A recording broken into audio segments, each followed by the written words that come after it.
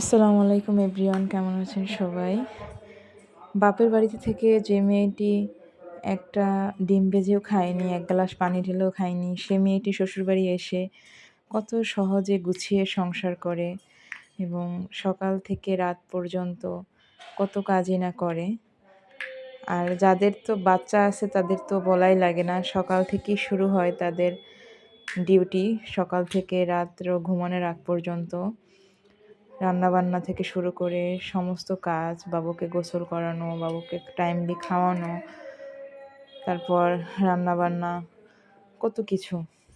বাপের বাড়ি বসে যে মেয়েটা সারাদিন ঘুমাতো, কোনো কাজই করতো না, সে মেয়েটাও এখন সব কিছুই টাইমলি করে, রান্নাবান্না থেকে শুরু করে সব কিছুই।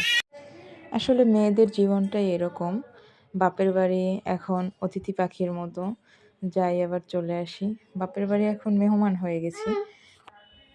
সংসারে এত কাজ করেও যখন দিন শেষে শুনতে হয়, কি করো সারাদিন?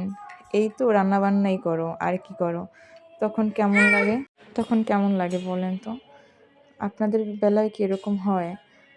আমার মাঝে মাঝে শুনতে হয় যে, কী কাজ করো সারাদিন? এই তো রান্নাবান্নাই করো। আরে বাপ, একটা মেয়ে রাখা, সারাদিন ওর টেক কেয়ার করা, ওকে টাইমলি গোসল করানো, খাওয়ানো, একটু করে দেখ না কেমন লাগে।